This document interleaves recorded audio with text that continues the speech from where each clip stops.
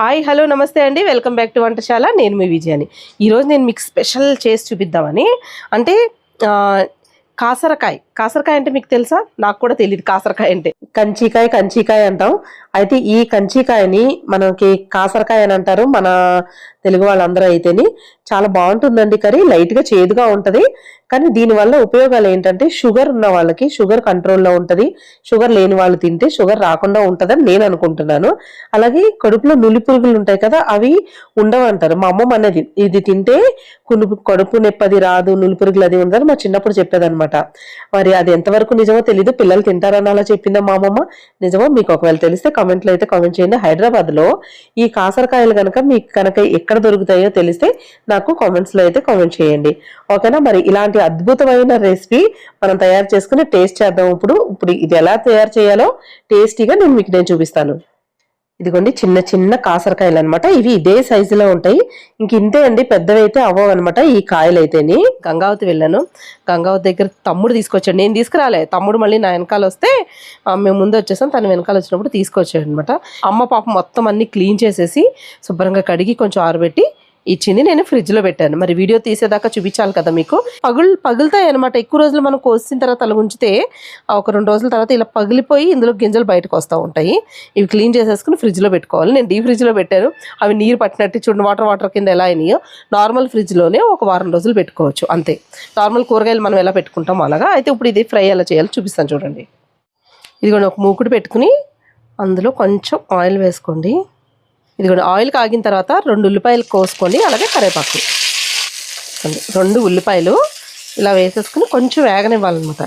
కొంతమంది ఆవాలు కూడా వేసుకుంటారు, కొంతమంది ఏంటంటే పప్పులు మినపప్పు శనగపప్పు కూడా వేసుకుని పోపుకి అలా కూడా చేసుకుంటారు. నేనైతే ఇందులో పప్పులు కానీ ఏమేను. ఇదిగోండి ఉల్లిపాయ కొంచెం 1 నిమిషం వేగిన తర్వాత కొద్ది కలర్ చేంజ్ అవుతుంది అన్నప్పుడే మనం ఏంటంటే ఈ కాకరకాయని ఇందులో వేసేసుకోవాలి. చూడండి ఒక 1/2 కేజీ వరకు వేసేస్తున్నాను ఇందులో. ఎలాంటి అలా కలిపేయకూడదు అనమాట, ఎందుకంటే మొత్తం గింజలు బయటకు వచ్చేస్తాయి.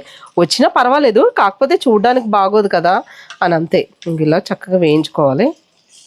దీనికి కొంచెం లైట్గా ఆయిల్ వేసుకుంటే వేసుకోవచ్చు, లేదు ఆయిల్ తినకూడదు అన్నప్పుడు ఏంటంటే కొద్దిగా లైట్గా వేసుకుని వేయించుకోవడం అంతే. ఓకే, దీన్ని బాగా వేగాలండి. ఇవి వేగలేదంటే బాగోదు, లేదంటే స్టీమ్ మీద ఉడకబెట్టి కొంచెం అప్పుడు కూడా వేసుకోవచ్చు. ఇవి ఎక్కువ ఏంటంటే పెనం మీద వేయిస్తారు. పెద్దవి మనకి రొట్టెల పెనాలు అవి కొంచెం గుంటగా ఉంటాయి చూడండి, అలాంటి పెనం మీద వేయిస్తారనమాట వీటిని. కానీ మనకి ఐరన్ ముకుడు కొంచెం వెలటుగా ఉంది కదా అని చెప్పేసి నేను ఇందులో వేసేసి వేయిస్తున్నాను. అయితే మెల్లిగా వేగుతూ ఉంటాయి. మనం మసాలా రెడీ చేసుకుందాం దీనికి. ఇందులోకి మసాలా కారం అనమాట, అంటే ఎల్లుల్లిపాయ కారం అంటారు చూడండి, అలాగా కొబ్బరి తీసుకున్నాను. అంటే ఒక చిన్న ముక్క, ఇంత ముక్క తీసుకుంటే చాలు. అలాగే ఎల్లుల్లిపాయలు మీరు వేసుకుంటే ఒక 4 ఎల్లుల్లిపాయలు వేసుకోండి. నేను చాలా పెద్ద ఎల్లుల్లిపాయలు అనమాట, ఒక పెద్ద ఎల్లుల్లిపాయ తీసుకుంటే ఇన్ని వచ్చినాయి అనమాట పాయలు అయితేనే. 1 స్పూను జీలకర్ర, అందులోకి ఒక 2 నుంచి 3 స్పూన్లు కారం.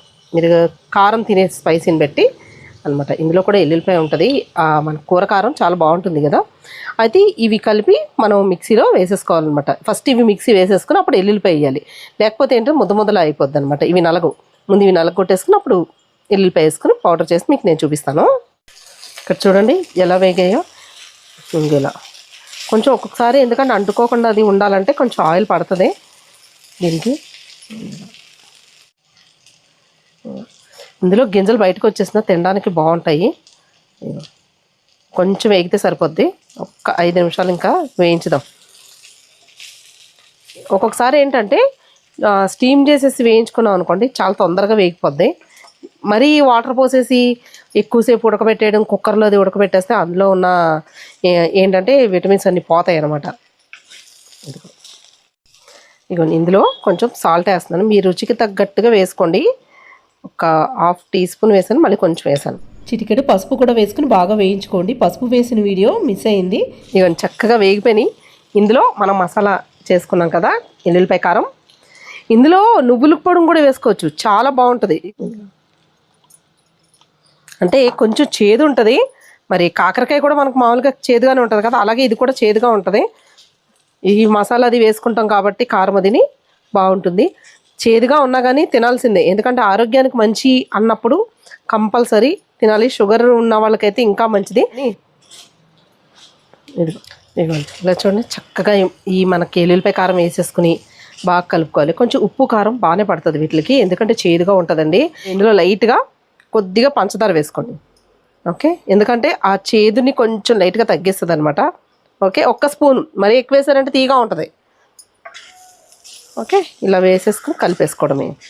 అయిపోయింది కర్రీ అయితేని.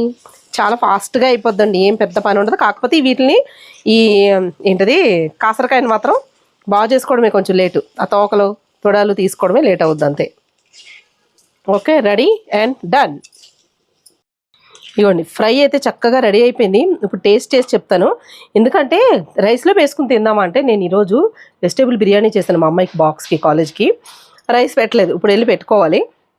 కటిక రొట్టెలు తింటూ ఉంటాను అనమాట ఎక్కువ. రొట్టెలు జస్ట్ అయిపోయినాయి లేవు. ఇప్పుడు మళ్ళీ చపాతీ చేసుకుని వచ్చి తిని చూపించాలంటే అంత ఓపిక లేదు. ఎందుకో కాళ్ళు నొప్పులుగా ఉన్నాయి చాలాను. ఎందుకంటే మొన్న కర్ణాటక వెళ్ళాను, హంపి ఇవన్నీ చూసి వచ్చానంటే బాగా తిరిగాను. తిరిగి వచ్చిన తర్వాత కాళ్ళు నొప్పులు, అందుకే ఈ కాకరకాయలు వచ్చినాయి ఇంటికి. ఇదిగో నేనైతే టేస్ట్ చేస్తున్నాను, ఊరికే తిని చూపిస్తాను.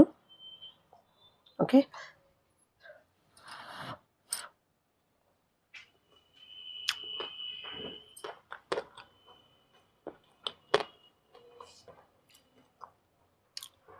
వా భలే ఉంది అని అంటాను అనుకున్నారా?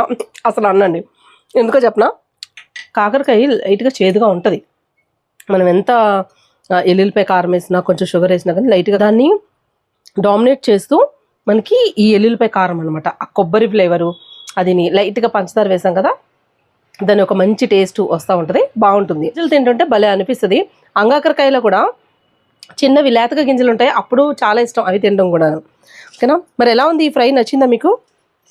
చూడండి, మీరు కూడా ఎప్పుడూ చేయకపోతే మీరు ట్రై చేయండి. ఒకవేళ మానేస్తే కనుక, మీకు తెలిసి వండడం మానేస్తే కనుక మళ్ళీ వండడం మొదలు పెట్టండి. మీకు ఎవరికైనా హైదరాబాద్లో ఇవి ఎక్కడ దొరుకుతాయో నాకు కామెంట్లో అయితే తెలియచేయండి. దొరుకుతాయా లేవా, అసలు ఎక్కడ దొరుకుతాయి అన్నది. ఓకే, ఇలాగే మంచి మంచి వంటలు నేనైతే మీకు చేసి చూపిస్తాను. ఇదైతే షుగర్కి చాలా మంచిదంట, తప్పకుండా ట్రై చేయండి. మీకు ఇంకా ఏమేమి మంచి వంటలు కావాలో నాకు కామెంట్స్లో అయితే తెలియచేయండి. ఓకే, మరి ఈ వీడియో పైన మీ అభిప్రాయాన్ని తెలియచేయండి. మా ఛానల్ని సబ్స్క్రైబ్ చేసుకోండి, లైక్ చేయండి, షేర్ చేయండి. మళ్ళీ వచ్చే వీడియోలో ఒక మంచి రెసిపీతో పాటు మళ్ళీ కలుద్దాం. అంతవరకు సెలవు, బాయ్ బాయ్, టాటా.